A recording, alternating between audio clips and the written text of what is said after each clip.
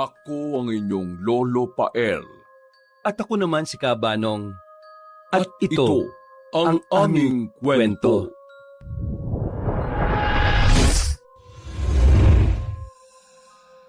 Alas 5:30 ng hapon, ang langit ay nagkukulay abumputik na habang umiihip ang malamig na simoy ng hangin. Nakatingin ang 18 anyos na dalagang si Elsa sa binata. Pinagmamasdan ang mga sanga ng puno sa labas ng bakuran nila na mahinang humahampas sa bubong ng may kalumaan nilang bahay. Tanaw din mula roon ng lumang balon.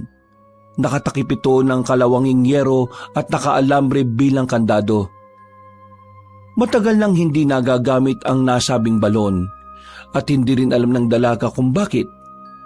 Ang tanda niya lang sa sinabi noon ng lola Ana niya ay isinara na yon matapos mahulog ang huling alaga nilang aso na si Oink Oink. Bata pa kasi siya noon kaya hindi na rin talaga niya masyadong natatandaan. Nang maalala niya ang nasabing aso, ay tila ba bigla na lang siyang natakam at parang maduduwal. Ano ba itong nararamdaman ko? Lumayo siya sa bintana at naupo sa kama. Pagharap niya sa salamin ay halatang halata ang panlalalim at medyo pangingitim ng palibot ng kanyang mga mata. Ramdam na niyang may kakaiba simula pa noong nakaraang araw matapos nilang manggaling ng matalik na kaibigang si Pepita doon sa baryo ng San Isidro. Napahawak sa tiyan habang tila tulala at nakatingin lang sa dingding. Mapapansin din na merong kaunting mantsa ng dugo ang punda ng kanyang unan pero pinupunasan niya ito kahit tuyo na.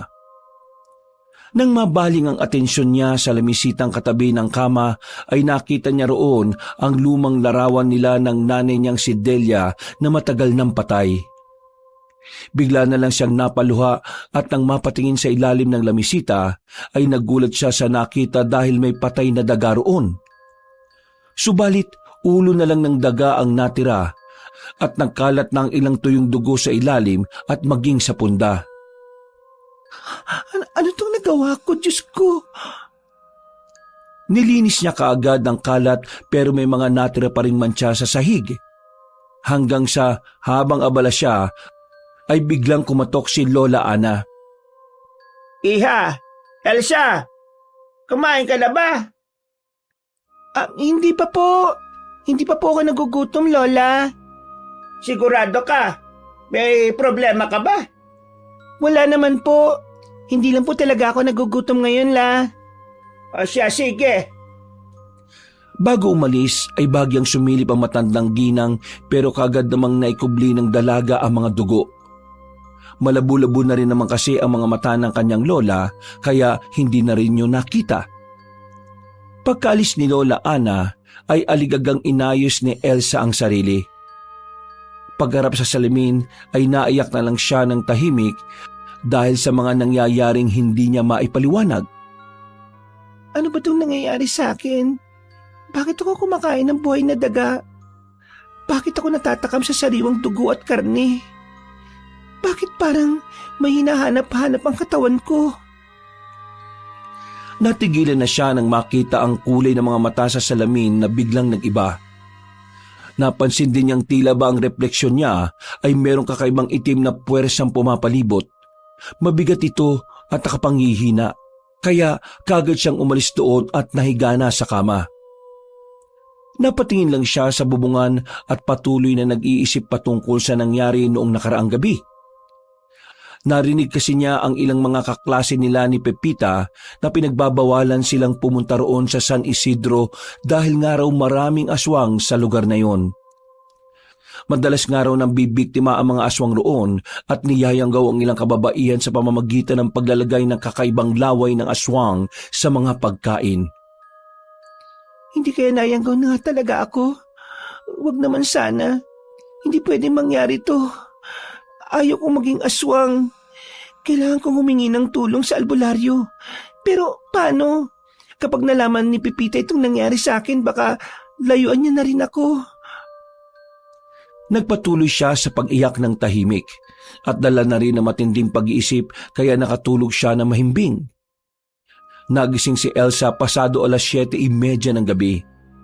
Madilim na ang paligid pero naririnig pa rin niya ang ingay sa bubungan dahil sa pagtama ng puno na tinatangay ng hangin. Pagkalam ng malakas ng tiyan ng dalaga ay dali-dali siyang napabangon. Hindi niya rin alam kung bakit pero para bang dinig na dinig niya ang lahat ng ingay sa buong bahay. Kahit ang simpleng kaliskos ng maliliit na daga ay nararamdaman niya. Maging ang pagtibok ng sarili niyang puso at pagdaloy ng dugo niya sa katawan ay malinaw niya yung naririnig. Napahawak na naman siya sa sikmura hanggang sa makarinig ng kalansing ng pinggan sa kusina. Ngumiti siya ng makahulugan. Naamoy ko si Lola. Natigilan siya dahil sa sinabi kaya pinigilan niya ang sarili. Natutupan niya ang bibig dahil sa mga naiisip na hindi maganda. Elsa, huwag mong gawin yun kay Lola Ana. Kung ano man ang naiisip mo, pakiusap, wag. Pagdating niya sa kusina, ay naabutan niya ang matandang babae sa hapagkainan. Tahimik niya yung pinagmasdan habang tila amoy na amoy ang kinakaing sinabawang manok hanggang sa mapansin na siya noon. Iha, nagugutom ka na ba? Halika, umupo ka na rito. Magsando ka na lang ng pagkain mo, ha? Hindi na kita ginising kanina kasi sabi mo hindi ka pa naman nagugutom. Pero sa itsura mo ngayon halatang gutom na gutom ka na. Po? Ay bilisan mo na, habang mainit pa yung sabaw. Masarap ang manok na niluto ko. Paborito mo pa naman. Sige po, salamat po Lola. Naupo na nga ang dalaga at sinaluhan ng matandang babae sa pagkain. Alam niyang masarap magluto ang kanyang lola ng ulam dahil parang iba ang lasa ng sinabawang manok na nakahain. Hindi na lang niya ipinahalata at pinilit ang sarili na ubusin yon kahit ang totoo ay gusto talagang isuka ng kanyang tiyan. Siya nga pala, nagpunta rito yung matalik mong kaibigan, si Pepita. Sa susunod na lang daw siya ulit pupunta kasi tulog ka kanina Bakit pa nagpunta si Pepita? Ay, hindi ko rin alam. Gusto ka lang daw kumustahin. Bakit? May nangyari ba sa inyo? Wala naman po. Ay, mabuti naman kung ganon. Ay, siya nga pala. Baka mamaya nagpunta kayo sa San Isidro nung pista ron, ha? Hindi po. Wala naman akong kakilala ron, Lola. Ay, mabuti naman na po. Napaalalahanan na kita na huwag kang pupunta sa lugar na yon, ha?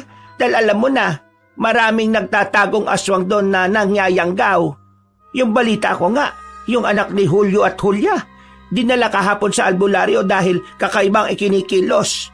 Yung pala nanggaling doon sa San Isidro. Sabi ng manggagamot na biktima raw ng yanggaw. Talaga po? Ano po nangyari kay Juliana, Lola? Ay mabutit na agapan. Nilayo muna nila kasi yung mga tao rito sa atin nagagalit na baka nga raw hindi pa pala magaling at si Juliana naman ang mambiktima rito sa atin. Saan po sila nagpagamot? Kay Ma'am Pabling. Kaso, duda rin ako sa albularyong yon kasi di ba manyakis yon. Kaya duda rin ng mga taga rito sa atin kung talagang gumaling si Juliana o hindi.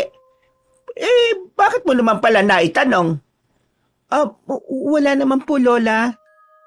Sige po, magbabanyo lang po muna ako. Tapos ka na bang kumain? Busog na po ako. Salamat sa masarap na ulam. Hindi na hinintay ng dalaga na magsalita ang kanyang lola. Tumakbo na siya sa banyo at pasimpleng nagsuka. Hindi siya masyadong nag-ingay upang hindi mahalata ng kanyang lola na hindi gusto ng sikmura niya ang pagkain. Sigurado na talaga ngayon ng dalaga na nayanggaw din siya dahil tila iba na ang hinahanap-hanap na pagkain ng kanyang sistema. Nagsisimula na siyang mahumaling sa sariwang dugo at karne ng tao. Hindi to pwede mangyari sa akin. Kailangan ko magpatingin doon kay Ma'am Pabling. Diyos ko, tulungan niyo po ako. Ayaw kong maging aswang. Dala ng matinding pag-iisip ay hindi nakatulog ng maayos si Elsa. Mabuti na lang din talaga ay wala silang pasok sa eskwelahan kaya ayos lang din. Halos magdamag niyang nilabanan ng sarili dahil nga sa nakakaramdam na talaga siya ng matinding pagkauhaw sa sariwang dugo at karne ng tao. Mabuti na lang din ay napagtiyaga niya na naman ang isang daga na nahuli niyang tumatakbo na naman sa ilalim ng kanyang kama. Pero nang mapagtanto niya yon, ay pinilit niyang sumuka ng sumuka kahit halos tubig na lang ang nilalabas ng kanyang tiyan. Hindi pa rin naman kasi siya nakakaramdam ng kasapatan matapos makakain ng 2 buhay na daga. Kinabukasan, pagkasilip niya sa bintana, ay nakita niya si Lola Ana na nagwawalis ng kalat. Pagkalaon ay nadinig niya ang matandang babae na sumisigaw matapos kang makakita ng patay na katawan ng mga daga sa basurahan. Mabuti na lang din ay may dumaan na nagbabasura kaya kaagad yung pinatapo na matanda. Hindi na rin umimik ang dalaga patungkol doon at nagpatay malisya na lang siya. Dahil hindi rin maganda ang kanyang pakiramdam, kaya maghapon lang siyang nanatili sa kanilang bahay hanggang sa magpaalam muna si Lola Ana. Meron kasi silang pabasa ng mga matatanda ng baryo sa kapilya. Eksakto naman na pag-alis na matandang babae ay siyang pagdating ni Pepita. Sakay ang nasabing dalaga ng bisikleta at natutuwa yun nang makita siya habang may dalang supot ng mangga galing sa kanilang bakuran. Pasok ka, Pipita. Mabuti na lang at nagpunta ka rito. Meron kasi akong importanteng sasabihin sa iyo eh. Pagpasok ng matalik niyang kaibigan ay nagkwentuhan kagad sila sa sala. Hindi na tuloy nasabi ni Elsa ang gusto niyang sabihin dahil nga una na nilang napagkwentuhan ang tungkol sa paaralan. Nasabi nga ni Pipita na nanalo na naman daw si Tom bilang MVP. Hindi kasi nakanood si Elsa kahapon dahil nga sa sama ng kanyang pakiramdam. Si Tom ay kilala sa kanilang paaralan dahil sa kagwapuhan nito at pagiging magaling na manlalaro ng basketball. Siya ang ideal ng isang babae dahil matangkad, gwapo at malaki ang kanyang katawan. Bukod doon ay meron ding ibubuga pagdating sa klase. Yun nga lang ay sadyang maangas at may kayabangan kaya kinaiinisan siya ni Elsa. Hindi nga yun sinagot ng dalaga nung nanligaw dahil sa sobrang kahambugan. Mas pinili niya ang boyfriend ngayon na si Gino dahil bukod sa gwapo rin ay matalino. Napakabait pa at walang kayabang-yabang sa katawan. Ay nako, ano naman ang pakialam ko sa taong yon? Kahit siya pa ang pinakamagaling at pinakagwapo sa buong probinsya, wala akong pakialam sa kanya. Ang yabang-yabang ng taong yun eh. Kaya kung ako sa'yo, magtigil-tigil ka na sa pagkagusto sa taong yon. Napismid lang si Pepita at nang makita ang kanyang itsura ay nagtaka yun. Medyo nangangalumata nga kasi siya't namumutla ang balat. Tinanong siya ng matalik na kaibigan kung ayos lang ang kanyang lagay. Dahil tuloy doon ay napaiwas na ng tingin si Elsa. Hindi na siya makatingin ng mata sa matalik na kaibigan. Kasi meron kasi ako ngayong dalaw kaya medyo masama ang pakiramdam ko. Ito naman, parang bago ng bago sa akin. Alam mo naman na ganito ako kapag may buwan ng dalaw, di ba? Umismid lang si Pepita at pagkatapos ay nagmerienda na silang dalawa. Ilang saglit pa nga ay nakaramdam na naman na matinding pananabik si Elsa sa sariwang dugo at karne ng tao. Habang kumakain sila ay biglang lumakas ang kanyang pakiramdam. Nadinig niya ang tibok ng puso ng matalik na kaibigan, pati ang pagdaloy ng dugo sa mga ugat-ugat ng kalamnan nito. Para mapigilan ng sarili, ay nagtungo siya sa lababo para kunwari uminom. Subalit mas lalo lang lumala ang sitwasyon. Naglaway na siya dahil mas lumakas ang amoy ng dugo ni Pepita. Para yung mabangong samyo ng pagkain sa kanya, kaya naramdaman niya ang mataas na pagnanasa na matikman ang matalik na kaibigan. Hanggang sa maramdaman niyang unti-unti nang tumatalim ang mga ngipin niya. Ang pangil ay ramdam niya ang pag-usbong kaya napatakbo siya papunta sa banyo at kaagad nagkandado. Nagtatakang lumapit doon si Pepita dahil sa malakas na kalabog. Kumatok pa yun at nagtanong kung ayos lang siya. Umalis ka muna, Pipita. Pakiusap. Bilisan mo na. Ako nang bahalang magligpit dyan. Umalis ka na, please.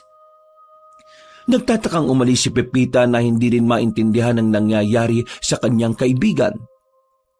Napapayak naman si Elsa habang nagpapakababad ng tubig sa banyo. Pasensya ka na, Pipita. Hindi ko intensyon na palisin ka. Baka kung ano kasi manggawa ko sa iyo eh. Sa kabila ng matinding pagnanasa na makatikim ng sariwang dugo at karne ng tao, ay tiniis ni Elsa ang sarili hanggang sa makatulog siya ng mahimbing sa banyo. Napanaginipan niya pa nga si Pepita at magkasama sila sa sala habang nagkukwentuhan. Ilang saglit pa ay tinitigan niya ng nakakaloko ang matalik na kaibigan hanggang sa mangilid ang laway sa kanyang labi. Pasensya ka na talaga, Pipita. Gutom na kasi ako eh. Bago pa makapagsalita ang matalik niyang kaibigan ay mabilis nang kumilos si Elsa. Kinuha niya ang matulis na kutsilyo sa kusina at inundaya ng saksakang dalaga sa leeg. Hindi na ngayon nakapalagpa dahil bumaon na ng husto ang patalim at tuluyang umagos ang masaganang dugo. Nang tumama yun sa mukha niya ay inabot niya ito ng dila. Tuwang-tuwa siya nang malasa ng sariwang dugo ng matalik na kaibigan. Pagkatapos noon ay binitiwan na niya yon. Bumagsak ang nangingisay na katawan ni Pepita at saka na siya nilantakan ni Elsa. Napabalikwas siya ng bangon at nagulat na lang siya dahil nakaiga na siya sa kama. Anong nangyari? Panaginip lang ba yun? Nasa banyo lang ako kanina. Paano ko napunta rito? Pinagmasdan niya ang mga kamay at nakahinga siya ng maluwag dahil panaginip lang talaga ang lahat. Sumilip siya sa bintana kaya napansin niyang hapon na pala. Makulimlim pa ang paligid na tila nagbabadya ang ulan. Dali-dali siyang lumabas para kunin ang mga sinampay hanggang sa mapatingin siya sa lumang balon. Napansin niyang hindi na nakaalambre ang yero kaya napakunot siya ng noo.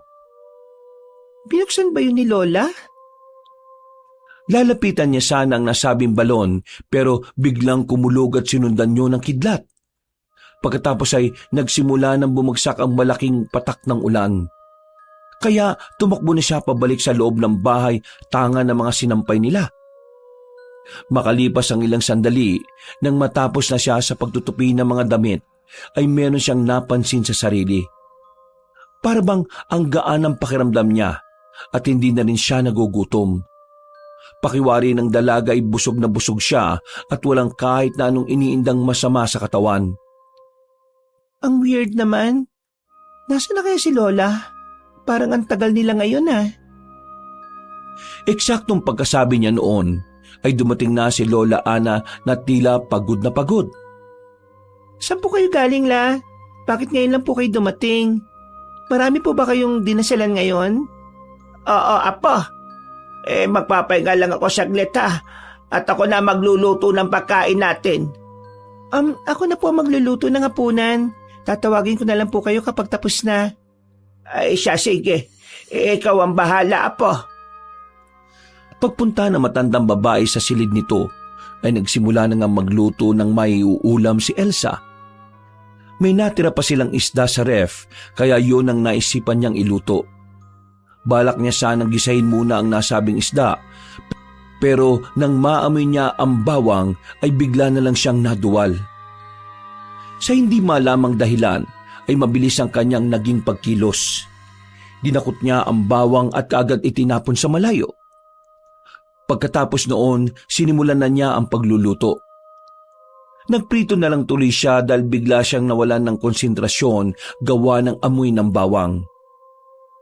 Habang hinihintay na maluto ang para sa hapunan, ay muli niyang naalala ang ginawa kanina kay Pepita. Nagigilty siya dahil parabang pinagtabuyan niya kanina ang matalik na kaibigan. Magsasorry talaga ako sa kanya kapag nakita kami sa paaralan. Sana hindi siya magalit sa akin. Ay, sorry talaga, Pepita, my best friend. Hindi ko talaga sinasadya yung nangyaring yun. Mabilis na lumipas ang oras. Natapos na silang magapunan. Nakapagligpit na nga ng pinagkainan si Elsa nang maabutan siya ni Lola Ana na nakatanaw lang sa labas ng bahay habang patuloy pa rin ang pag-ulan. Ayos lang po ba kayo, La? Malalim po yatang iniisip niyo, ah. Ay, ayos lang ako, iha.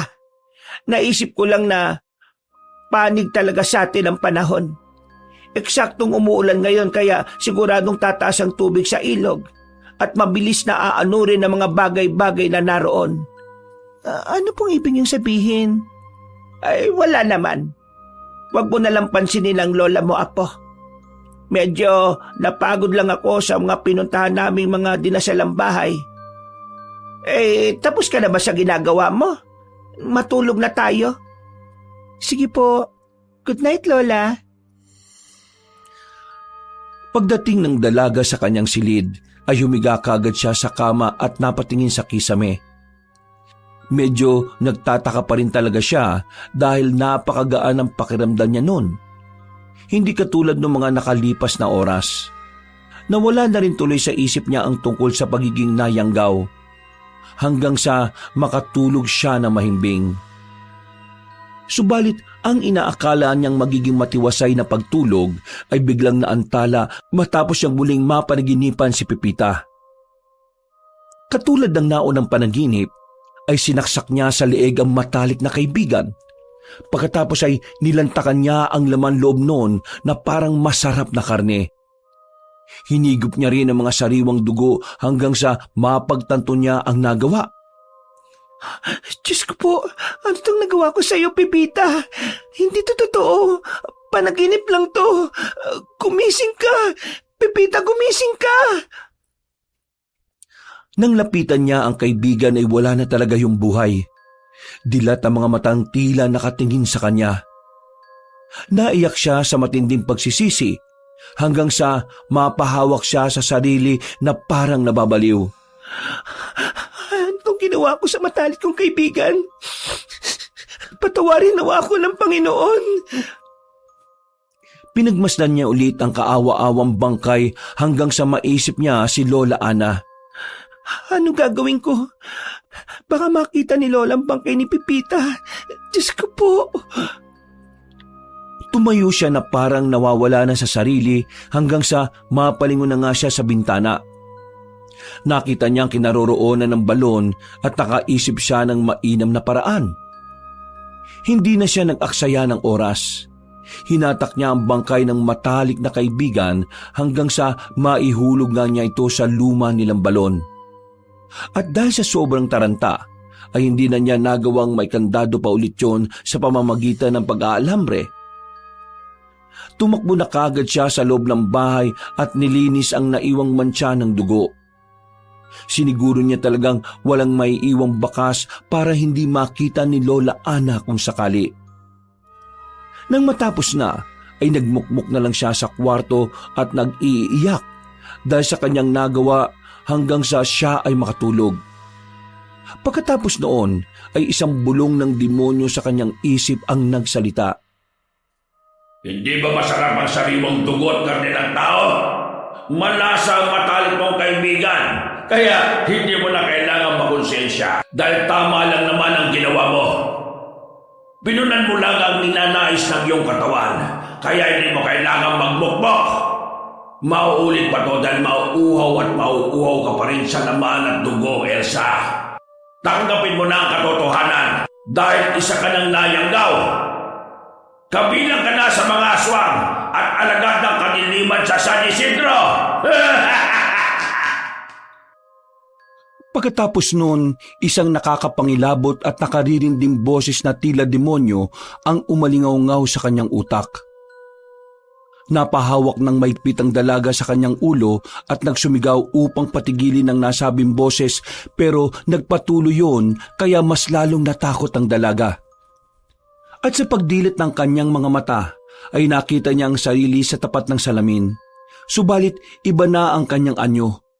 Anyo na ito ng isang nakakatakot na aswang. Kaya napasigaw siya sa sobrang pagkagimbal. Kasunod noon ay napabalikwas ng bangon si Elsa. Pawis na pawis siya at takot na takot habang nakahawak sa kanyang dibdib. Nagpalinga-linga siya sa paligid at nang mapagtanto na tila normal naman ang lahat, ay nakahinga na siya ng maluwag. Panaginip lang lahat ng iyon. Hindi ko kailangan matakot. Paglabas ng kwarto ay naabutan niya si Lola sa kusina na nagsasali na ng mainit na tubig sa termos. Iha, maganda umaga. Magandang umaga rin po, Lola. Magkape ka na rito. Sinangag ko na rin ang bahaw natin kagabi at nagluto na ako ng toyo't itlog dyan. Kumain ka na lang kung nagugutom ka na, ha? Salamat po, Lola. Ay siya nga pala. Pagkatapos kong mag-almusal aalis din ako kagad. Magpupunta kami nila Karen at Nina sa simbahan dahil may darating daw na bisita, sabi ng Kura Paroko. Sige po, Lola. Ako na pong bahala rito sa bahay. Wala pa naman po kaming klase. Sige po, kumain na po tayo. Mabilis na lumipas ang oras. Pagkatapos ng mag-almusal, ay eksakto na dumating sina Aling Karen at Aling Nina para sunduin si Lola Ana. Si Elsa na nga ang naiwan doon at ipinagpatuloy niya ang mga gawaing bahay. Pagkatapos mananghalian, dahil sa mag-isa lang at wala pa rin si Lola Ana, kaya bumagabag na naman sa kanyang isip ang tungkol sa napanaginipang kagabi. Dahil doon ay naisipan niyang magtungo sa likod ng bahay kung saan naroon ang luma nilang balon. Matagal siyang tumitig doon habang iniisip ang masamang panaginip. Napalunok siya at napakagat ng labi matapos makita ulit na hindi na nga nakaalambre ang takip ng nasabing balon. Tumulo ang maliliit na pawis sa kanyang noo na kaagad niyang pinunasan. Hanggang sa maisip niyang lapitan yon pero nakarinig na siya ng katok sa kanilang gate. Sinundan niyo ng pamilyar na boses ng mga kalalakihan. Pagpunta niya ay naabutan niya roon ang 40 taong gulang na si Mang Jano, ang kilalang mahusay at veteranong pulis sa kanilang baryo. Kasama ng Ginoo si Tom. Magandang tanghali, Elsa. Nandyan ba ang lola mo? Magandang tanghali po, Officer Jano. Ako lang po ngayon ang nandito sa bahay eh. Umalis po si Lola Ana, kasama po si Aling Karen at Aling Nina. Hi, Elsa. Sinamahan ko lang si Officer Jano rito sa inyo. Meron daw kasi siyang sadya tanong eh. Tanong? Ano pong itatanong niyo, Officer Jano? Itatanong ko lang sana at kukumpirmahin kung nagpunta rito sa inyo si Pepita. Ang sabi kasi ng mga magulang niya, umaga pa lang daw dito na siya nagpunta sa inyo kahapon. Opo, mga 9:00 po siya ng umaga nagpunta rito kahapon. Anong oras siya umuwi? Basta po mga hapon na yon. Nagmerienda kami. Nasa banyo po kasi ako nung umalis siya eh. Ganun ba? Teka po, officer, may nangyari po ba? Magbe-24 oras na kasing hindi umuwi si Elsa sa kanila. Sa katunayan yan, nagpunta na sa istasyon namin ang mga magulang niya. Hindi lang kami po pwedeng umaksyon at magdeklara ng pagkawala dahil wala pang 24 oras. Pero dahil malapit naman sa akin ang mga taong yon, kaya tumutulong na ako kahit papano. Na-ospital kasi ang nanay ni Pipita ngayon dahil nga hindi pa umuwi ang kaibigan mo. Hala, okay lang po ba si Neyman na Lota? At saka, paano pang nawala ang best friend ko? Sa ngayon, nasa ospital pa si Manalota at binabantayan ng asawa niya. Tungkol naman sa pagkawala ng matalik mong kaibigan, kaya nga ako nandito sa iyo at nagtatanong para malaman kung totoo. Pwede mo ba kaming papasukin? Opo, pwede naman po. Katulad ng hiniling ng police officer, pinapasok nga ito ni Elsa kasama na rin ang mayabang na si Tom. Nagtanong-tanong pa ang Ginoo habang nag-oobserba sa loob ng bahay. Dahil tuloy doon ay bigla na namang naalala ni Elsa ang kanyang panaginip. Kaya habang nakikiusap sa alagad ng batas ay tila malayo at malalim ang kanyang iniisip. Diyos ko po, hindi pa naginip yung nangyaring yun. Nayanggaw nga talaga ako at napatay kong matalik kong kaibigan na si... Elsa, ayos ka lang ba? Po, Opo, ayos lang po ako. Hindi ko lang talaga mapaniwalaan na nawawala si Pepita. Wala naman siyang ibang pupuntahan bukod dito sa bahay eh. Yun nga din ang sabi ng mga magulang niya. Kaya dito na ako unang nagpunta habang hinihintay na sumapit ang 24 oras ng kanyang pagkawala. Bakit kasi ngayon lang sila naghahanap kay Pepita? Dapat po sana kagabi pa, officer eh. Para nakatulong tayo sa paghahanap. Pero sa bagay, malakas nga pala ang ulan kagabi. Dahil nga sa malakas ang ulan kagabi, naisip daw ng mga magulang ni Pepita na dito na siya natulog. Kaninang umaga nung papunta na sila rito sa inyo, nakasalubong nila ang lola mo at sinabi nga sa kanila na hindi naman natulog dito yung kaibigan mo. Kaya dumiretso na sila sa police station at doon na sa amin nagtanong-tanong hanggang sa atakihin na si Ginang Manalota. Hala ka, sana naman okay lang ang best friend ko. Please po, Officer Jano, hanapin po siya. Tutulong po ako sa inyo. Hindi ba sabi mo kanina nasa banyo ka nung umalis siya kahapon? Hindi ka na niya hinintay na lumabas bago siya umalis? Ang totoo po kasi niyan, pinalis ko po siya. Medyo natasan ko po kasi siya ng boses eh. O bakit naman? Nag-away kayo? Hindi naman po kami nag-away. May buwanang dalaw po kasi ako eh. At medyo masama ang pakiramdam ko kaya ganun po ang nangyari. Dahil tila hindi pa rin kumbinsido si Officer Jano sa mga sagot ni Elsa, kaya marami pa siyang itinanong habang nagmamasid-masid sa buong bahay. Wala namang nakitang kakaiba ang Ginoo hanggang sa makarating sila sa likod ng bahay kung saan nga nakita ng alagad ng batas ang lumang balon. Doon ay kinabahan na ng husto si Elsa, pero pinilit niyang umakto ng normal dahil baka kapag nakita siya nakabado ay baka mas lalo siyang paghinalaan. Oh, may balon pala kayo rito?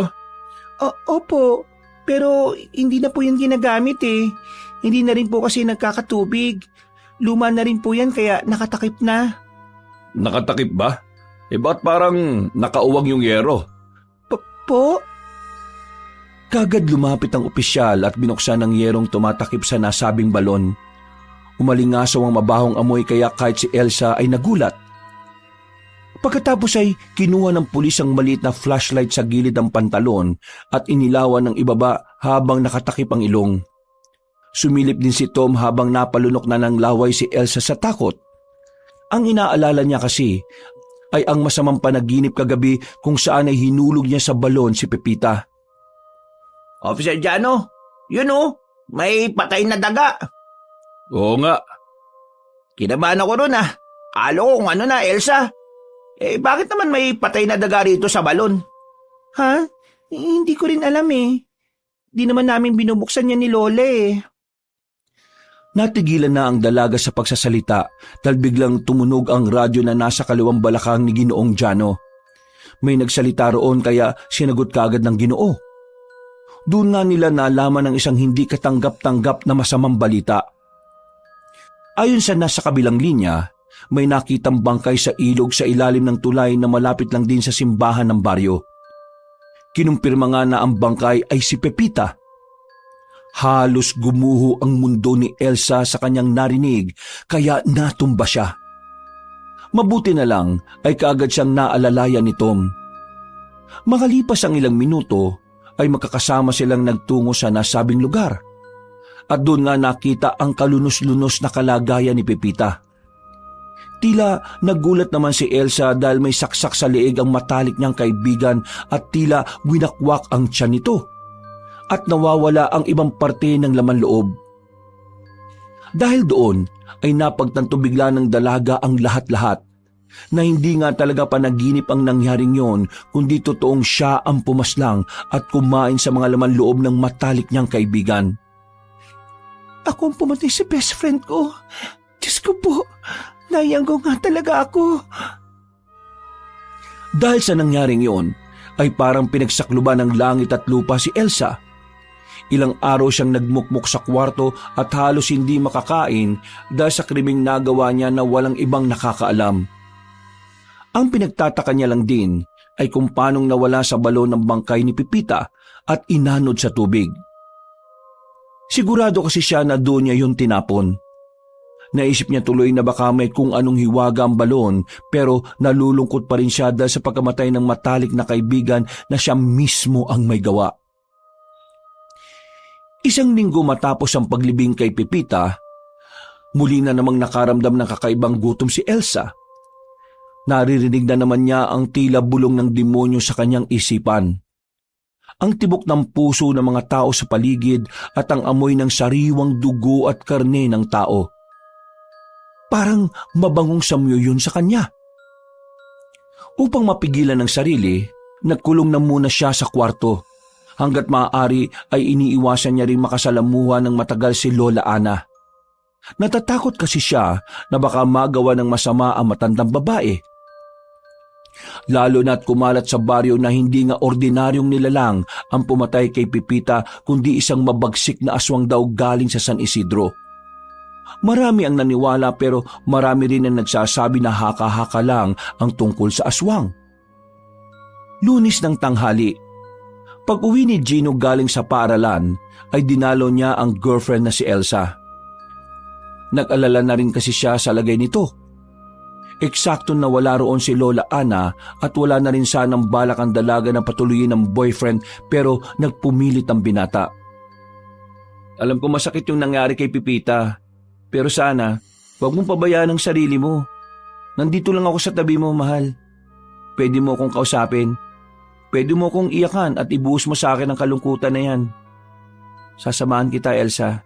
Hindi kita iiwan. Maraming salamat, Gino.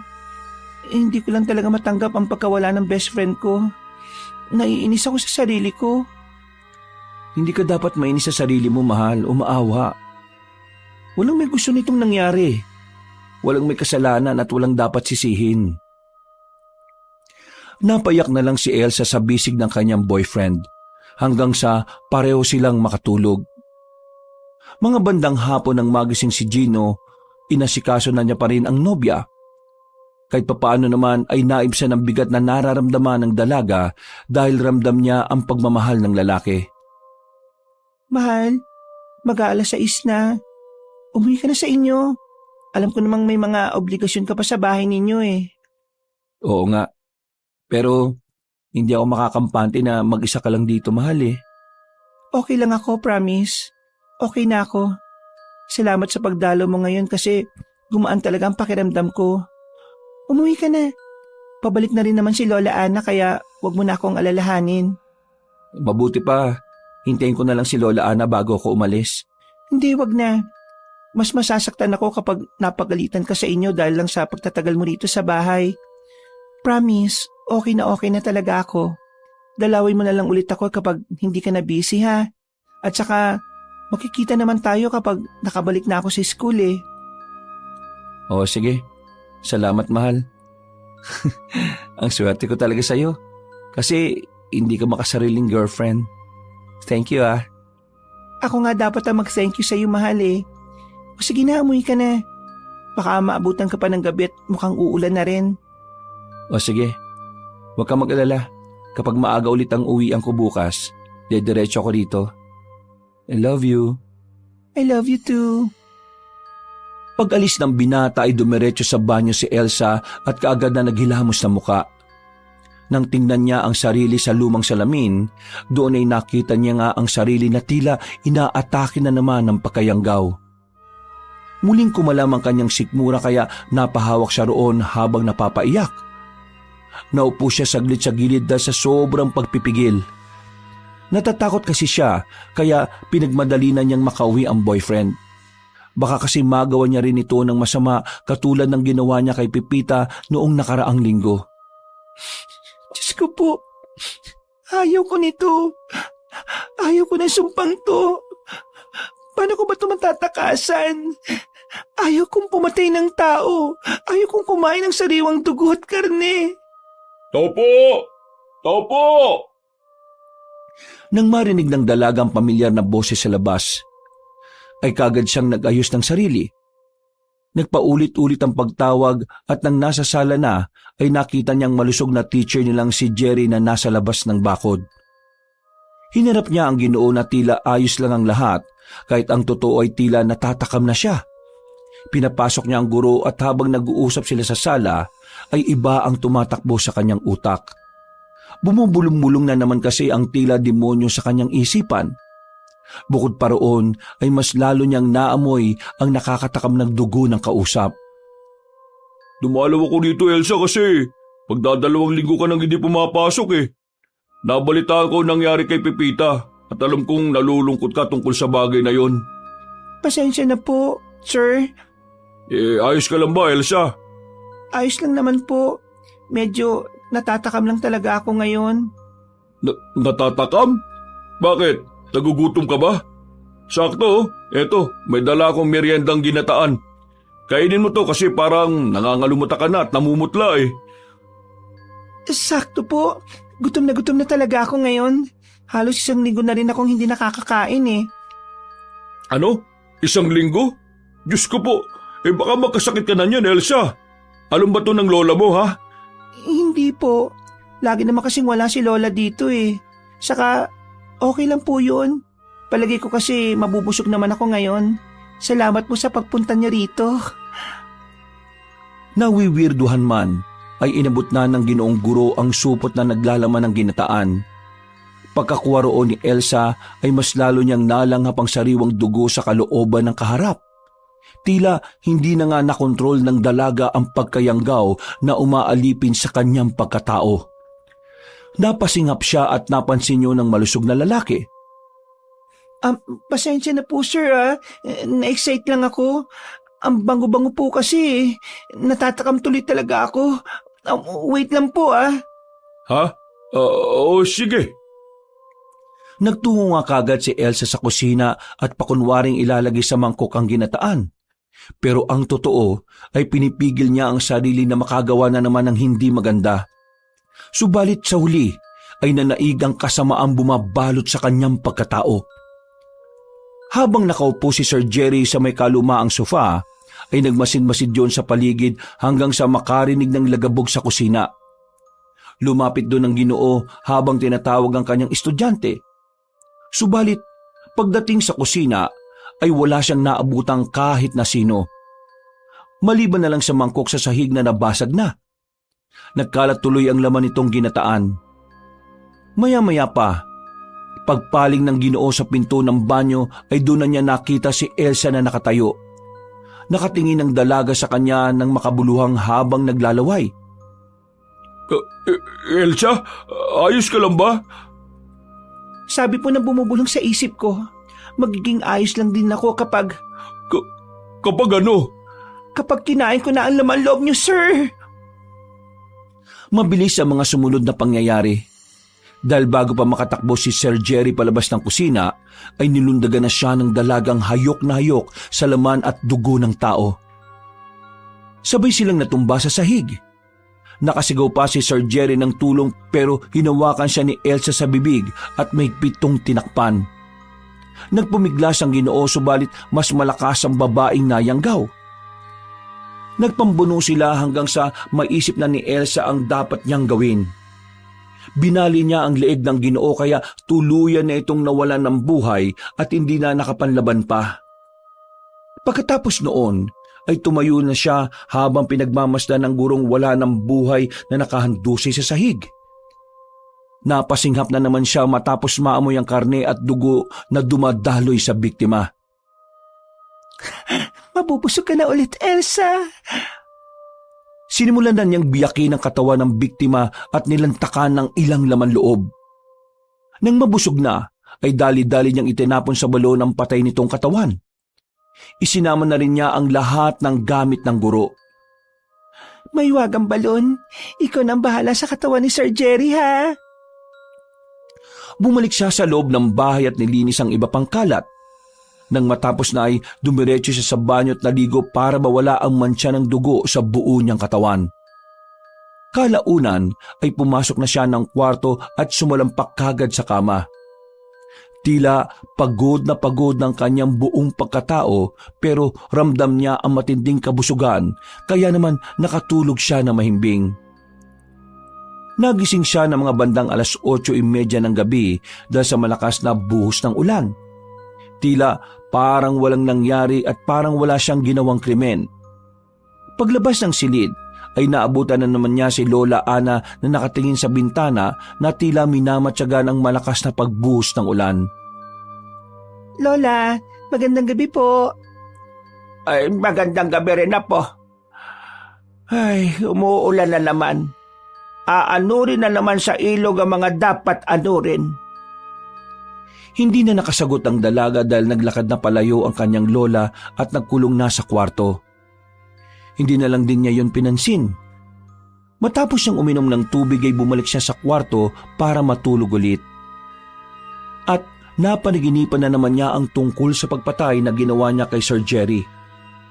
Nagising siya kinaumaga na pawis na naman pero alam niya sa sarili na wala na siyang magagawa patungkol sa mga nangyari.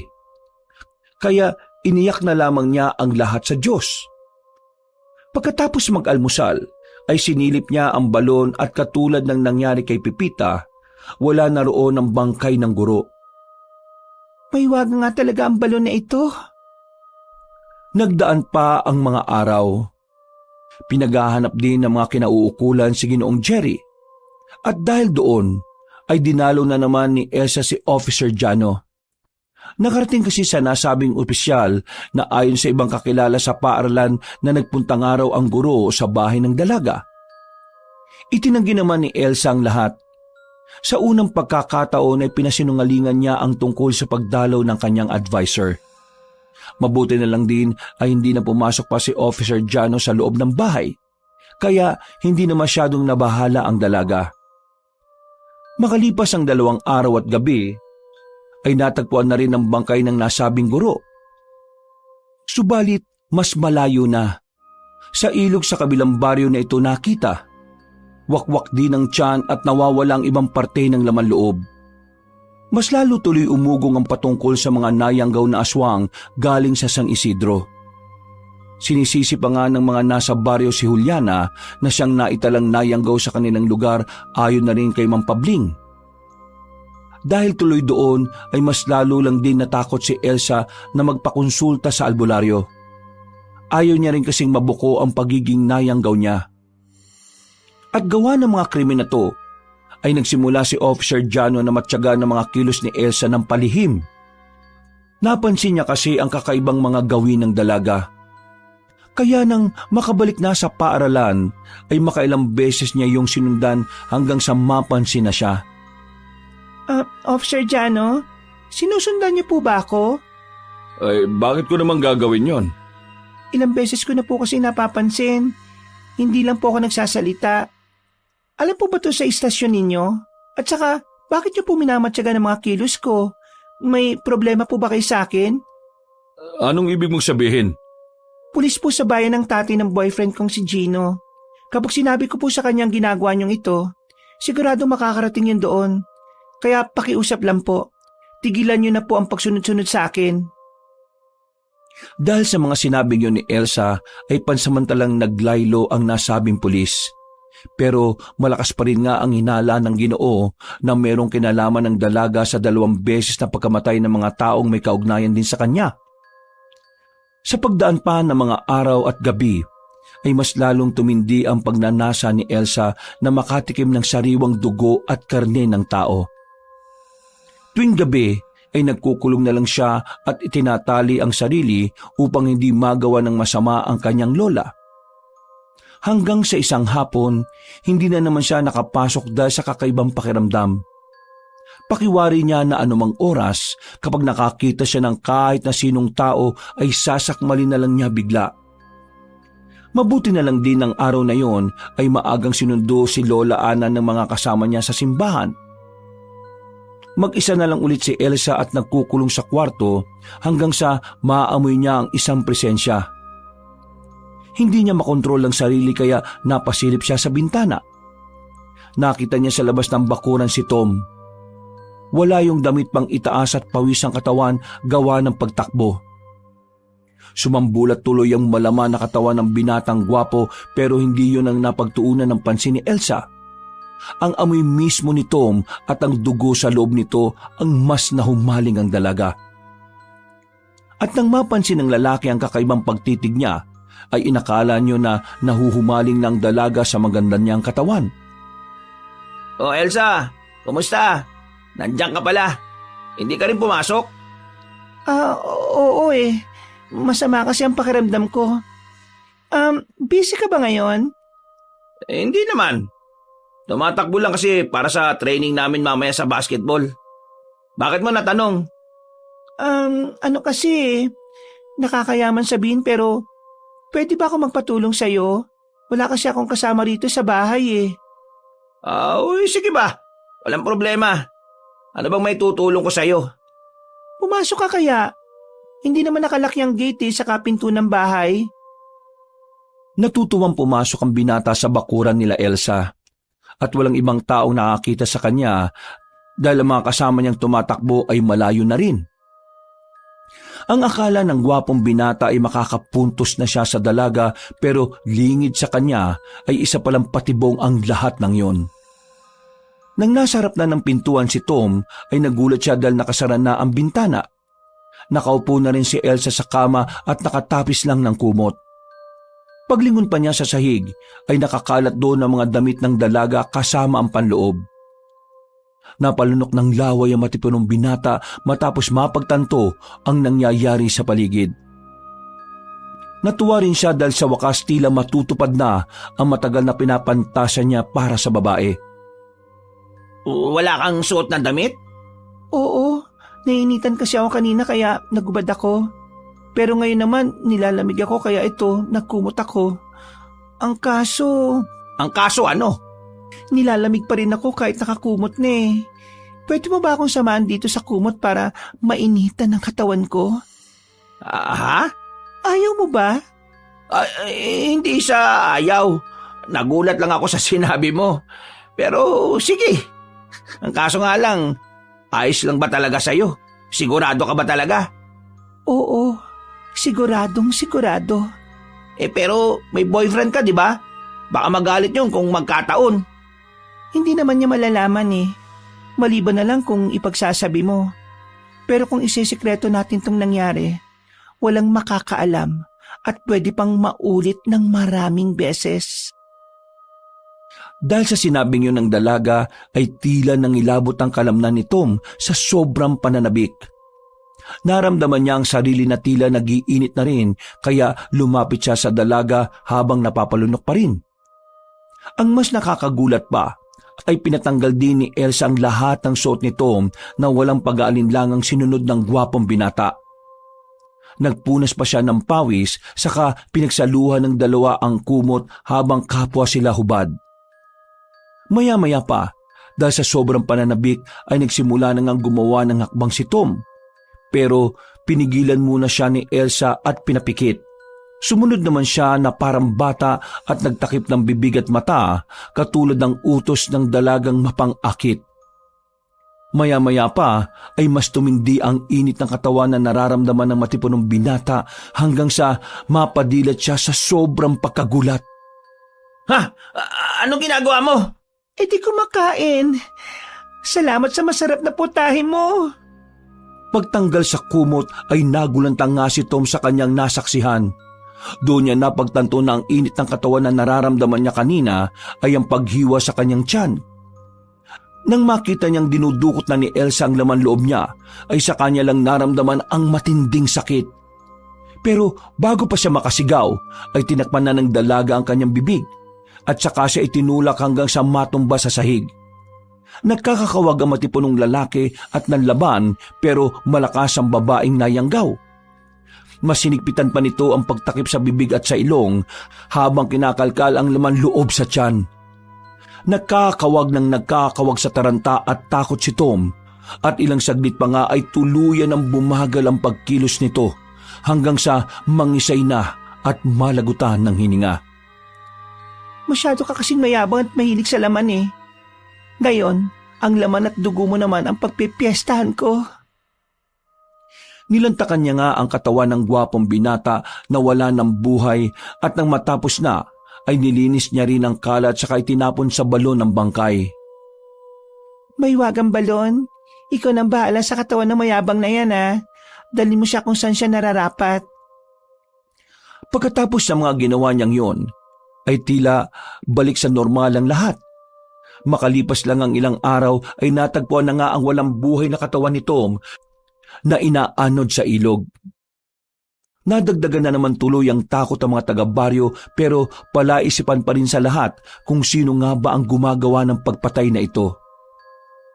Miyerkules ng hapon, hindi pa naman nakakaramdam na matinding pagkagutom si Elsa. Nagmamasid-masid lang siya sa paligid dahil mas humihigpit nga ang seguridad, lalo na ngayon 3 na ang namamatay sa kanilang lugar sa loob lang ng 1 buwan. Nasa parke siya sa tabi ng simbahan at hinihintay si Lola Ana. Inaya siya na matandang babae sa loob pero sa hindi malamang dahilan ay hindi niya mayakbang papasok doon ang sarili. Dahil doon ay nanatili na lang siya sa parke at nagkunwari na magpapahangin.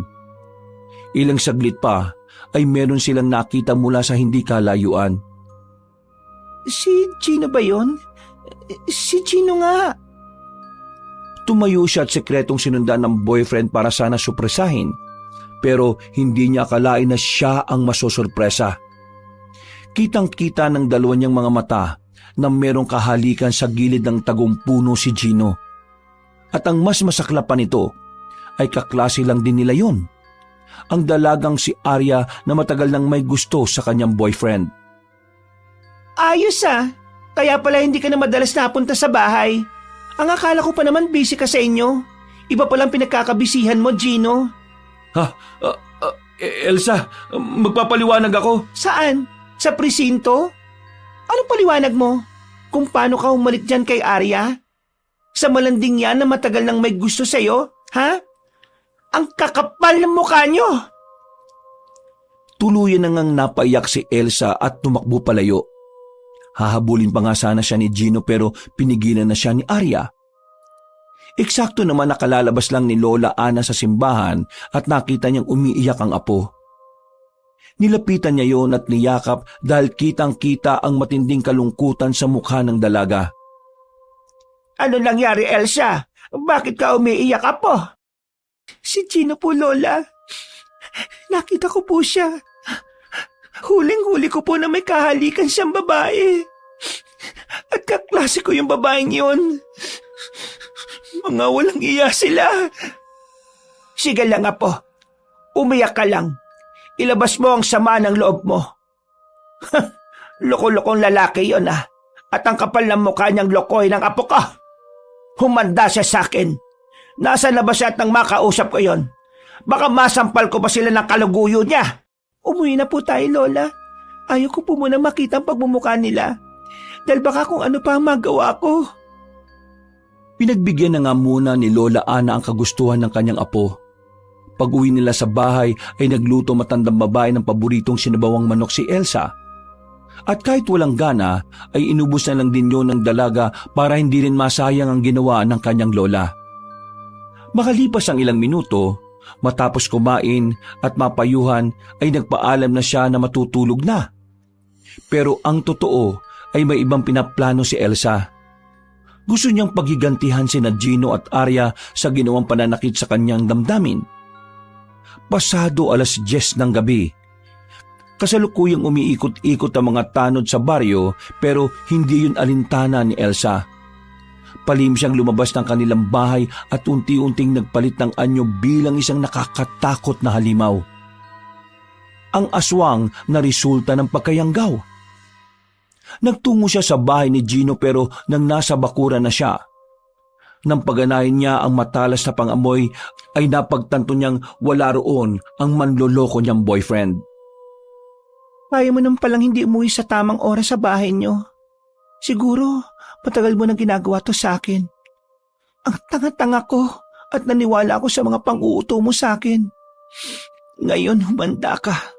Humanda kayo sa akin ng kabit mo. Pag-alis niya sa lugar na yon, ay nagtungo siya sa pinakadulong burol ng kanilang baryo.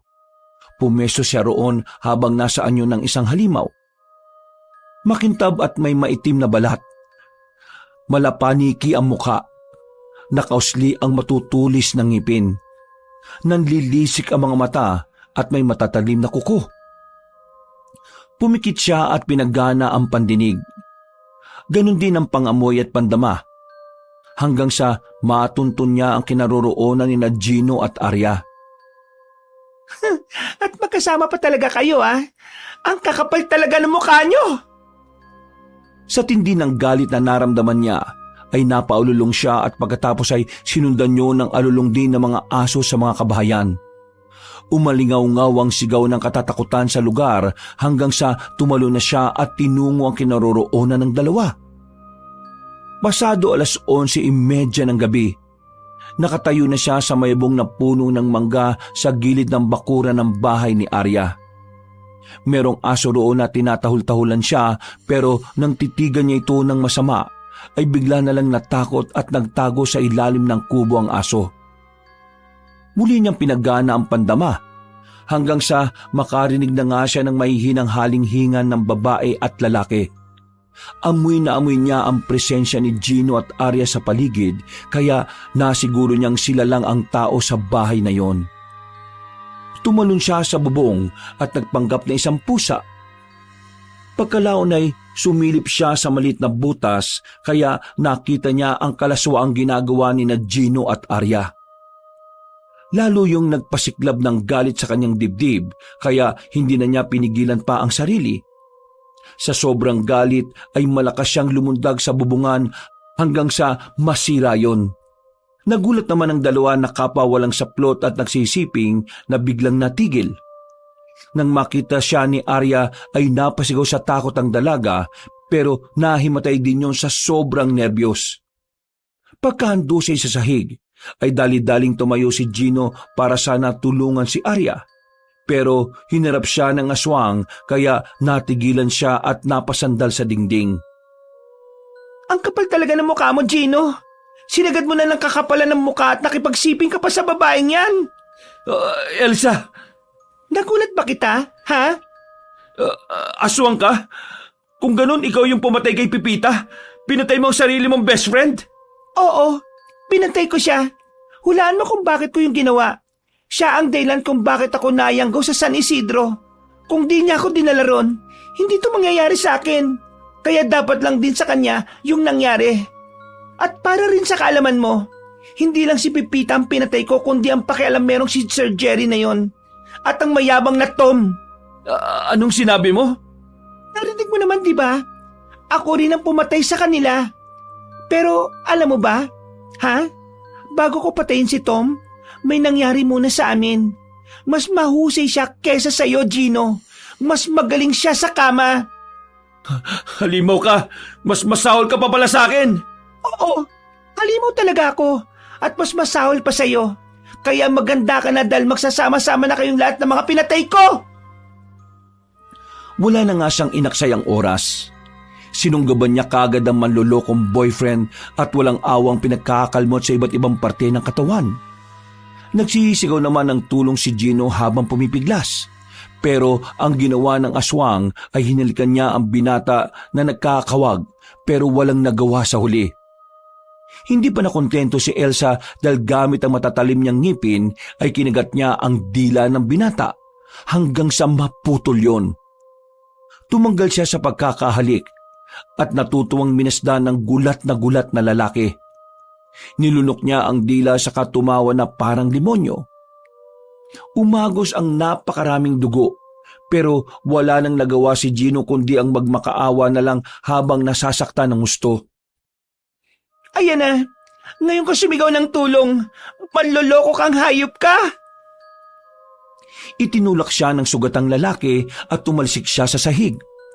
Nakatakbo yun palayo pero naabutan niya pa rin ang nasa pintuan na ng bahay. Akala mo ba patatakasin kita, Gino? Hindi ko mapapalampas ang ginawa mong ito sa akin. Nagmakaawa na lang ng gusto si Gino pero hindi na maintindihan ng kanyang sinasabi dahil sa putol na ang kanyang dila.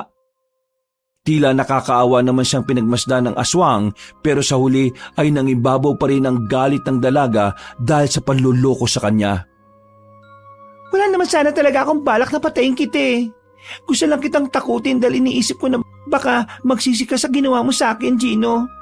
Pero yung nakita ko kanina na ginagawa mo yung kahalayan ng babaeng yon, wala ko nakitang pagsisisi sa mukha mo. Tuwang-tuwa ka pa na niloloko mo ko. Pinagkatiwalaan kita ng gusto. Minahal kita ng higit sa buhay ko pero manloloko ka. Kaya wala na akong pakialam kung mamamatay ka ngayon. Nanikluhod at nagmakaawa ng husto si Gino. Umiiyak-iyak pa siya pero nangibabaw na ang kademonyohang umaalipin kay Elsa. Kaya walang awa niyang pinatay si Gino. At bilang ganti ay kinain niya ang laman loob ng binata at pinutol niya na rin ang ari nito. Nang matapos na ay narinig niyang tila nagigising na si Arya kaya naman umaksyon siya kaagad. Nilapitan niya ang kaklase na mahilu-hilo pa sa nangyayari at pagkatapos ay saka niya yung sinalina ng espesyal na laway para mayanggaw na din. Pagkatapos ay pinakain niya ng sariwang karne at pinainom ng sariwang dugo galing kay Gino. Ilang saglit pa ay nangisang-isay na si Arya hanggang sa para na yung naglumpasay sa sahig. Napapangiti na lang siyang pinagmamasdan ni Elsa hanggang sa matapos na ang ganoong senaryo. Pagbula ng bibig ay nawalan ulit ng malay ang kalaguyo ng kanyang boyfriend. Kaya hinayaan na lang niya yon. Paggising mo, mauuhaw ka na sa sariwang dugo ng tao at matatakam ka sa karne nila. Katulad ko, hahanap-hanapin mo na rin ang sumpang yan. At ang mas pinakamalala, hindi ka patutulugin ang konsensya mo sa pag-iisip na ikaw mismo ang pumaslan sa lalaking minamahal mo. Kay Gino. Kaya matulog ka lang ng mahimbing ngayon. Dahil paggising mo, Arya, magiging impyerno na rin ang buhay mo. Umalis nga kaagad si Elsa sa lugar na yon dahil naramdaman niya at naamoy na may mga tao nang nagroronda ang parating. Hindi muna siya umuwi ng bahay. Nagpunta siya sa ilog at doon nagbabad hanggang sa mawala ang mantsa ng dugo sa kanyang katawan. Pag-uwi niya ng bahay ay eksakto na bigla namang bumuhos ng malumanay ang ulan. Nagpalit kagad siya ng anyong tao at naglakad ng dire-diretso hanggang sa makalampas sa lumang balon. Pagpasok sa pinto sa likod ng bahay ay nagulat siya dahil nandoon si Lola Ana. Lola, bakit gising pa po kayo? Umiinom lang ako ng tubig dahil naalimpungatan ako. Ikaw ang bakit gising pa? 10 oras na ng hating gabi at naulan pa. Tingnan mo nga sarili mo. Hubot-hubad ka pa, iha. Ano po kasi? Naligo po ako sa ulan. Nainitan po kasi ako, Lola. Bilisan mo na at magbanlaw ka na at magdamit. Baka sipunin ka pa sa mga pinag-aagawa mo. Ikaw talaga. Nagtuloy-tuloy na si Lola Ana sa kwarto nito kaya nakahinga na ng maluwag si Elsa. Dali-dali siyang nagbanlaw sa banyo at nagpalit ng damit. At saka naman siya nahiga. Habang nakatingin sa kisame ay bigla na lang siyang napaluha dahil sa nagawa niya sa pinakamamahal niyang si Gino. Hindi ko gusto yung nangyaring yon. Lahat ng mga nangyari, wala akong ginusto sa mga ito. Hindi ko gustong patayin ka, Gino, dahil mahal na mahal kita. Huwag kang malungkot sa mga nagawa mo na, Elsa. Matuwa ka pa sapagkat sa pamamagitan nila, magiging mas malakas kang aswang. Darating ang panahon na babalik ka sa San Isidro para sa mas magandang layunin. Migil ka na! Tama na! Ayaw ko na! Ayaw ko na! Pumikit ang dalaga habang nakatakip ang mga kamay sa magkabila niyang tenga. Sinabayan ng langit ang pigati niya hanggang sa tuluyan na nga siyang makatulog ng mahimbing. Kinabukasan ay isang nakagigimbal na balita ang umalingaw-ngaw sa buong baryo. Natagpuan nga kasing patay si Gino sa bahay mismo ni Arya. Ang nasabing dalaga naman ay nasa kulungan ngayon at inoobserbahan dahil nakitaan ng pagkayanggaw. Dahil doon ay umugong ang balibalita na si Arya nga ang pumatay kay Gino. At ang ipinagtataka ng mga taga-baryo ay kung bakit magkasamang dalawa sa bahay na yon gayong si Elsa ang girlfriend ng binatang namatay.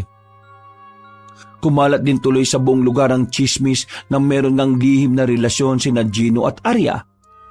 Hindi naman kumibo si Elsa patungkol sa bagay na yon kahit alam niyang totoo ito. Ayos ka lang ba, Apo? Opo, Lola. Huwag mong lokohin ang sarili mo, iha. Kitang-kita ko naman sa mga mata mo na nagdaramdam ka dahil sa nangyari sa boyfriend mo. Manloloko po siya, Lola. Niloko ka man niya o hindi, alam mo pa rin naman sa sarili mo na mahal mo siya. Pwedeng maitago mo yun sa akin pero hindi mo yun maitatago sa iyong sarili. Kahit kailan na hindi natin madadaya ang ating mga sarili, lalo na pagdating sa totoo nating nararamdaman. Ayaw ko na po muna siyang pag-usapan, Lola. Sige, Apo. Pero kung kailangan mo na makakausap, nandito lang ako palagi. Pasensya ka na kung palagi akong wala rito sa bahay nitong mga nakalipas na araw at linggo. Hindi ko na rin tuloy napapansin ang mga pinagdaraanan mo, Iha. Okay lang po yun, La.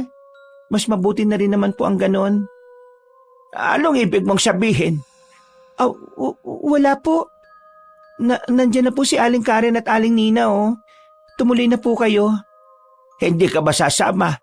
Para naman makita mo sa huling sandali ang labi ng kasintahan mo. Dating kasintahan po. Hindi na po ako sasama, Lola. Dito na lang po muna ako sa bahay. Mas gusto ko pong mapag-isa ngayon. Napakibit-balikat na lang ang matandang babae at pagkatapos ay lumabas na yun ng bahay. Naiwan naman mag-isa si Elsa habang nakatingin lang sa luma nilang balon. Habang inaalala ang masasayang araw at sandali nila ni Gino, ay napaiyak na naman siya hanggang sa tuluyan nang mapahagulgol. Hindi niya pinigil ang sarili sa tagpong yon dahil naisip niyang tama naman si Lola Ana. Aminin niya man sa sarili o hindi, niloko man siya ni Gino pero kahit ganon ay mahal na mahal niya pa rin ang yumaong binata. Naunahan lang siya ng galit na halimaw sa kanyang kalooban kaya nakagawa siya ng matinding krimen. Sorry talaga, Gino. Mahal na mahal kita. Nagsisisi ako sa ginawa ko sa iyo. Pero kahit anong gawin kong pagsisisi, hindi ko na may babalik ang dati dahil wala ka na. Patay ka na. Pinatay kita.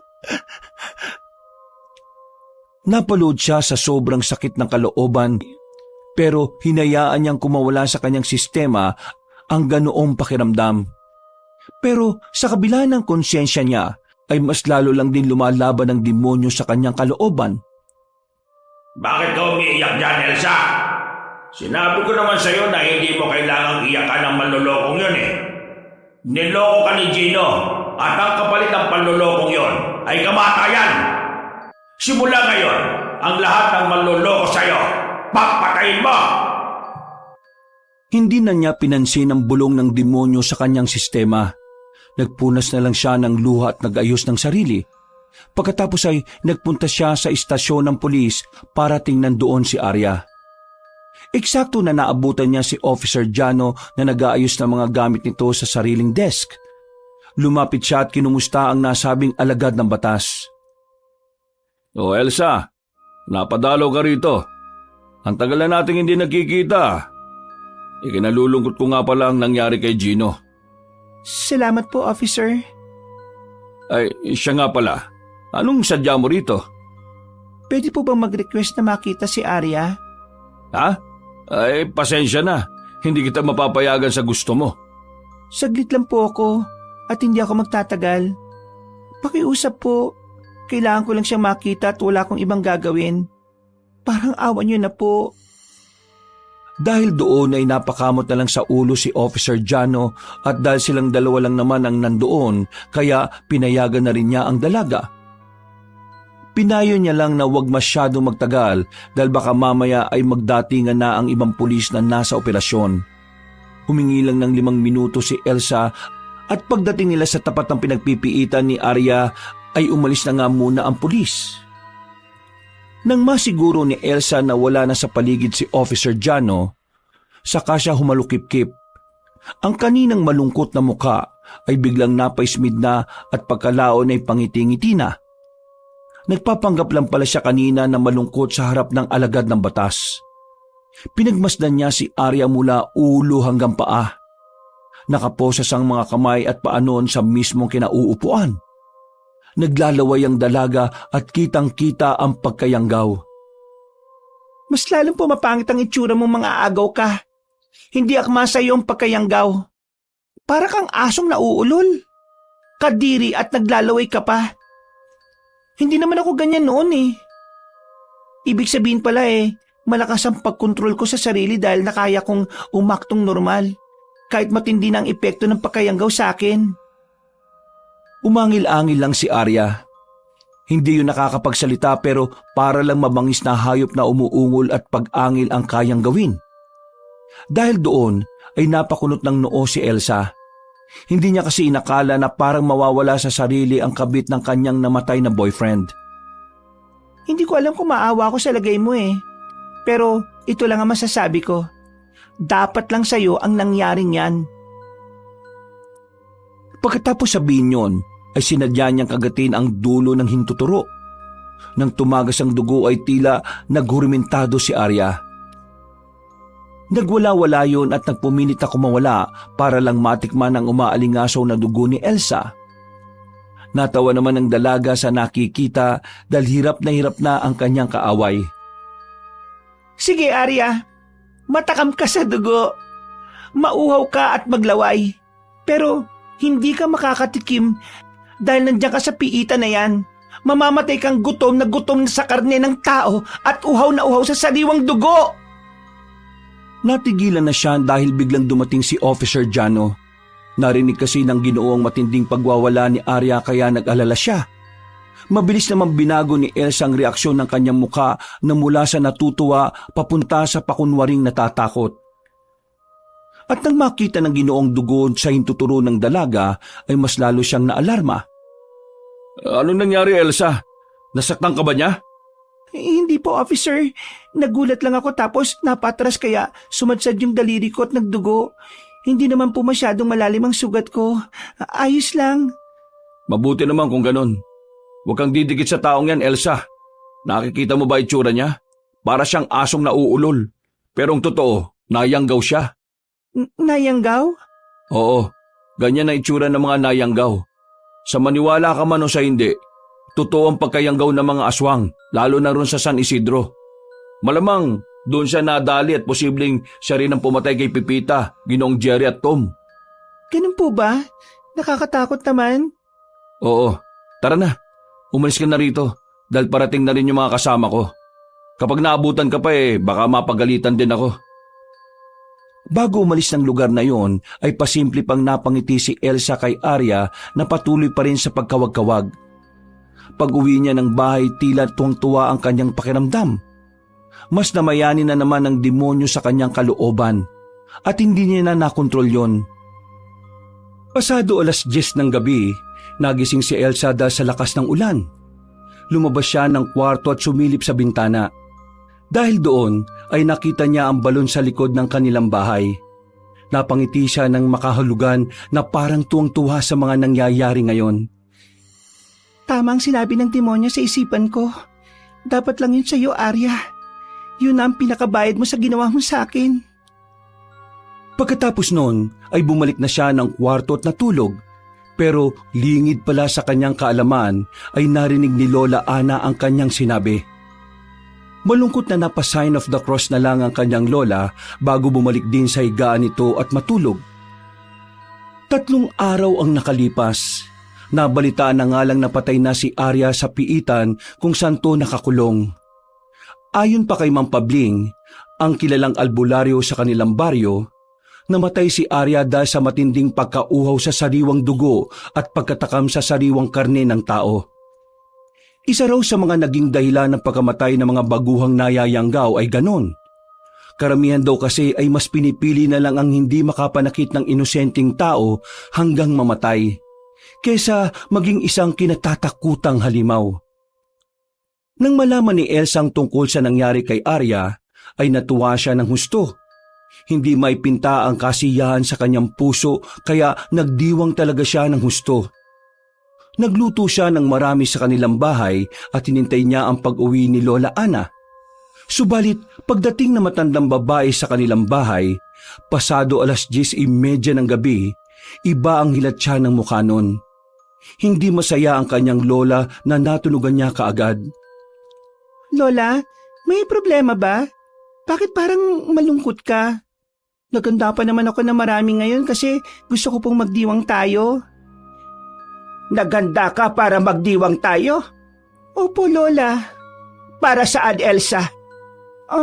Para ano po? Basta, Lola. Gusto ko lang pong magdiwang.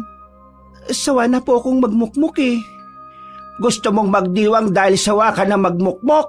O baka naman gusto mong magdiwang dahil patay na si Arya? Po? Anong sinasabi niyo, Lola Ana? Alam ko ang mga pinag-aagawa mo, Elsa. At sa lahat ng mga ginawa mong yon, ang di ko matatanggap ay yung ginawa mo kay Arya.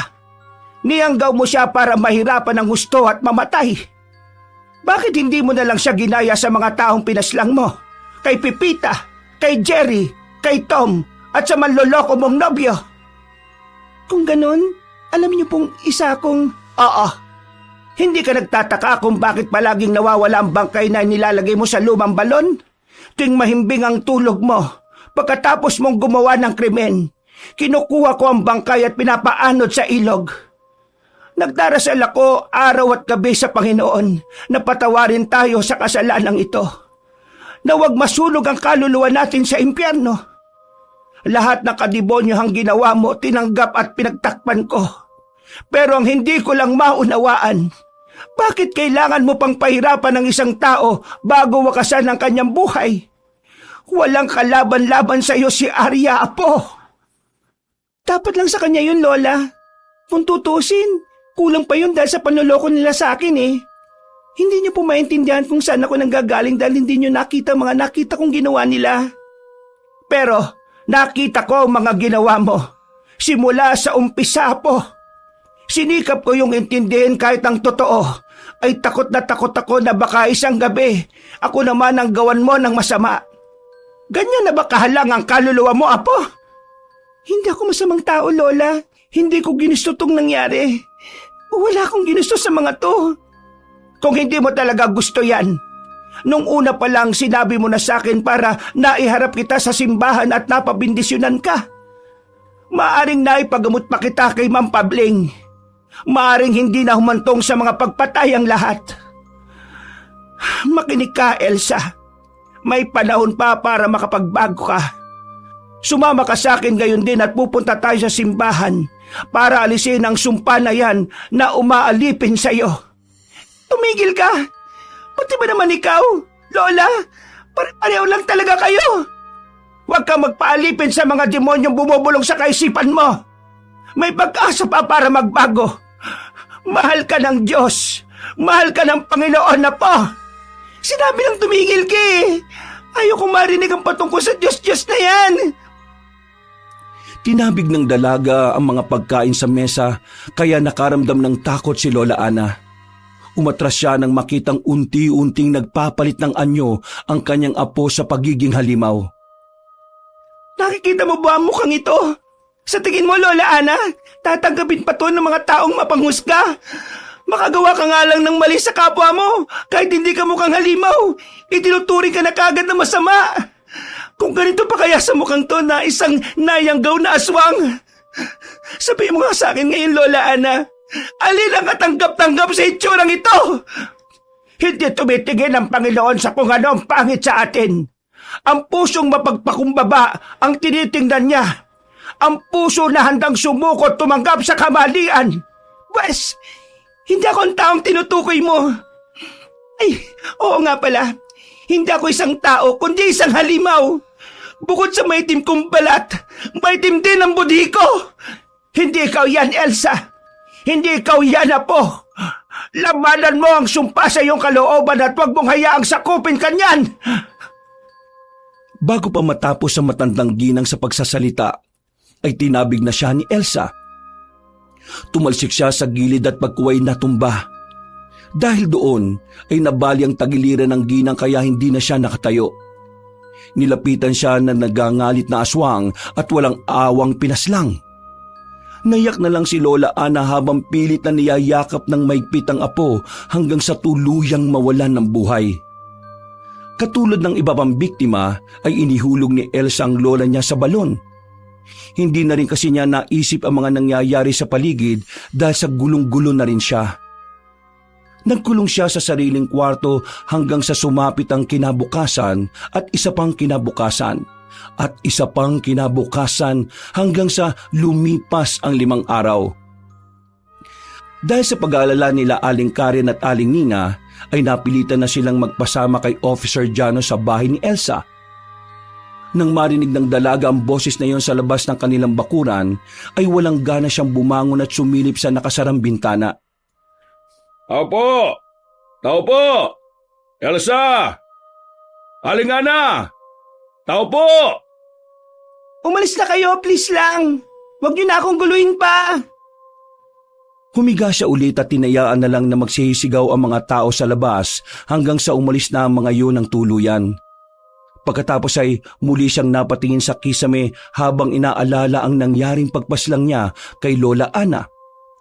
Napayak na naman siya at napayakap ng mahigpit sa sarili habang patuloy na pinagsisisihan ng mga nagawa. Lola, sorry po sa mga nagawa kong to. Hindi ko intensyon ang lahat ng ito. Patawarin niyo po ako, Lola. Miss na miss ko na kayo. Tumigil ka na, Elsa! Hindi mo kailangan humingi ng tawad. Kasalanan nila kung bakit sila namatay at wala kang kasalanan doon. Hindi sila karapat-dapat mabuhay at wala silang karapatang mabuhay dahil mahihina silang nilalang. Tumigil ka na! Ayaw ko na! Ayaw ko na! Tumigil ka ng demonyo ka sa utak ko! Hindi pa tapos ang misyon natin, Elsa. Magpakasama ka pa para maging tuluyang umitim ang budhi mo at maging isa kang ganap at mabagsik na aswang! Dahil sa mga naririnig na yon ay hindi na nga nakayanan pa ni Elsa ang bulong ng kanyang sarili. Nagtungo siya sa kusina at kinuha ang matalim na kutsilyo. Sinaksak niya ang sariling dibdib hanggang sa humandusay siya sa sahig at tumagas ang nangingitim niyang dugo. Subalit pagkalaon ay nawala rin ang kirot na yon at kusa na lang tumigil ang pagdurugo ng sugat sa kanyang dibdib. Napayak na lang siya dahil alam niya rin sa sarili na hindi siya basta-basta mamamatay. Lalo na kung ordinaryong sandata lang ang gagamitin. Gusto ko na mamatay. Parang awa niyo na. Patayin niyo na ako. Hindi ba, Elsa? Hindi ba? Sa sobrang pagdaramdam ay nakatulog na lang siya na nakaiga sa sahig sa kusina. At mabilis na lumipas ang oras. Nagising siya matapos makarinig ng mahinang kaluskos mula sa kung saan. Dahan-dahang bumangon ng dalaga at ginamit ang matalas niyang pang-amoy. Meron siyang naamoy na pamilyar na tao pero hinayaan niya lang to. Nagkunwari siyang walang alam sa mga nangyayari sa paligid. Maya-maya pa ay lumabas siya at nagpunta sa likod ng bahay. Lumapit siya sa lumang balon at binuksan yon dahilan para umalingasaw ang nangangamoy ng bangkay ni Lola Ana. Inihulog pa niya yon 5 araw na ang nakalilipas. Hindi na siya nagtakip ng ilong habang pinagmamasdan ng inuuod na bangkay ng kaawa-awa niyang lola. Halos magnas na ang nasabing bangkay pero parang wala na kahit na anong emosyon habang nakatingin dito. Lumabas ka na dyan sa pinagtataguan mo, Officer Jano. Kapag di ka lumabas dyan, ako ang lalapit sa'yo at siguradong hindi mo magugustuhan ang gagawin ko. Kung ganon, totoo nga talaga ang hinala ko. Isa kang aswang, Elsa! Nayanggaw ako sa San Isidro. Nang maramdaman ko ang matinding pagbabago sa sarili ko, natakot ako magpaalbularyo, lalo na nung marinig ko ang nangyari kay Juliana. Tinakwil siya ng mga tao at itinuring na parang halimaw. Kaya ako, mas pinili kong magtago na lang din. Hanggang sa hindi ko na nakontrol ang mga pangyayari. Napatay mo ang matalik mong kaibigan, ang guru mo at si Tom. Pati ang boyfriend mo, ikaw din ang pumatay. At pinalabas na si Arya ang gumawa nun matapos mo siyang iyanggaw. Hindi ko ginusto ang mga ito. Pinakinggan ko lang ang bumubulong sa isip ko. Kung wala kang ginusto sa mga ito, hindi ito mangyayari. Ang totoo wala naman talagang bumubulong sa iyo . Ikaw ang may kagustuhan ng lahat ng mga ito. At niyakap mo ang kadiliman. Saan mo dinala si Aling Ana? Hindi umimik si Elsa. Matamlay lang siyang tumingin sa balon na kaagad na unawaan ni Officer Jano. Doon lang ding napagtanto ng Ginoo ang mabahong amoy ay doon pala nang gagaling. Napakasama mo! Sarili mong kadugo pinatay mo? Humanda ka sa ginawa mong halimaw ka! Sinisiguro ko sa gabing to, mahuhuli kita at pagbabayaran mo ang lahat ng kasamaang ginawa mo sa mga inosenteng tao. Makakamit nilang hustisyang nararapat sa kanila. Gawin mo ang gusto mo. Wala na akong pakialam. Pagkasabing yun ay unti-unti nang nagpalit ng anyo si Elsa bilang isang nakakatakot na halimaw. Gulat na gulat naman ang alagad ng batas pero pinili niya pa rin magpakatatag. Kinailangan niyang maging matapang para mahuli ang may kagagawan ng kaguluhan sa kanilang baryo. Pinaputukan ni Officer Jano ng baril ang aswang. Tinamaan yon sa magkabilang hita pero tila parang walang nangyari. Umangil lang yon at saka sumugod. Kaya tumakbo ang Ginoo papasok sa loob ng bahay. Pagkatapos noon ay saka siya nagradyo para makahingi ng saklolo sa iba. Nang makumpirma ang kanyang kinaroroonan ay muli siyang nag-focus sa pakikipagsagupa kay Elsa. Nasa ka na matapang na pulis? Ang akala ko ba'y pagbabayarin mo ako sa lahat ng mga ginawa ko? Bakit ka ngayon nagtatago? Lumabas ka at harapin mo ako para matikman mo ang bagsik at maranasan mo rin ang naranasan ng iba ko pang mga biktima! Napatras si Elsa nang matamaan siya ng bala ng baril sa kaliwang mata.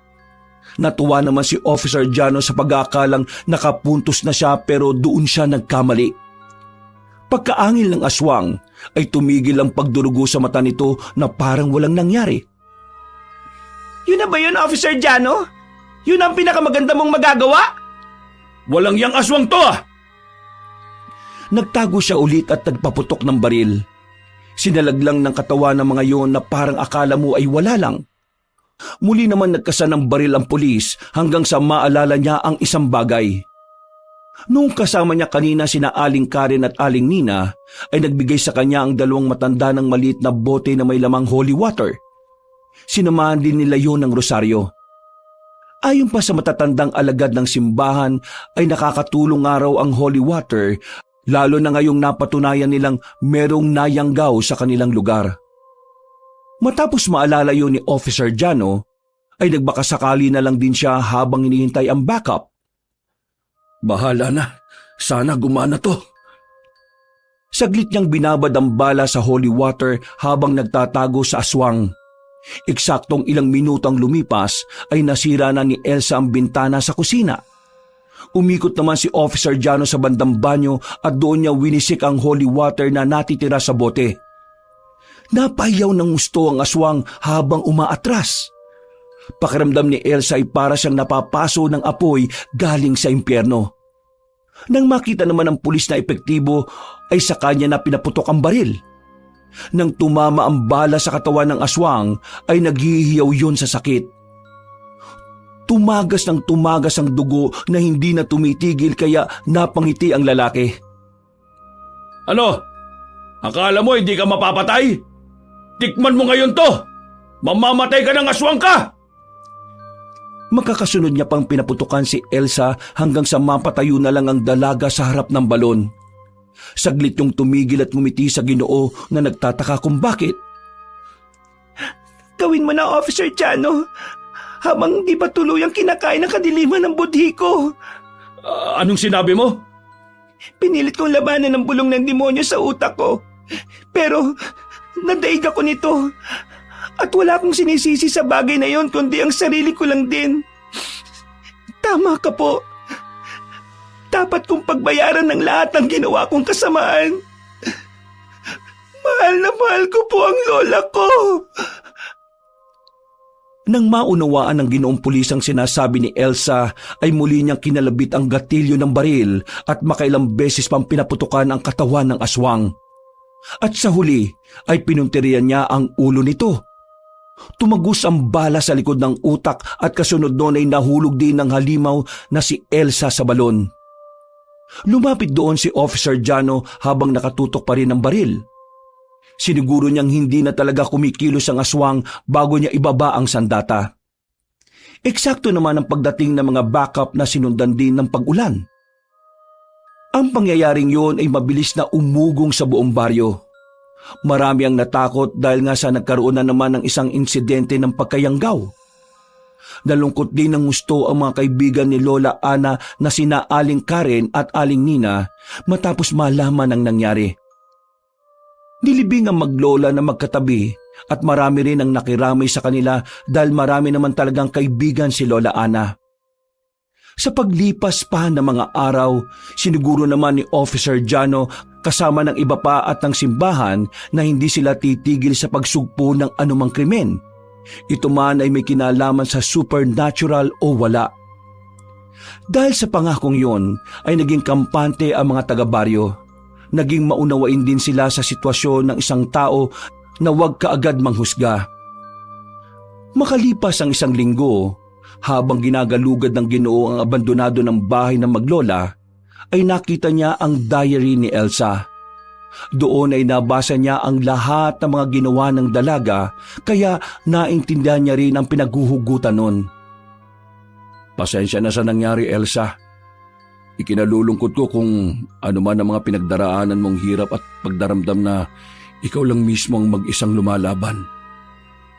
Kung nasaan man ang kaluluwa mo, Elsa, nawa ay magkaroon ka ng inaasam mong kapayapaan. Pagkatapos noon ay sinunog niya ang diary at tinapon sa balong nasa likod ng bahay. Wakas,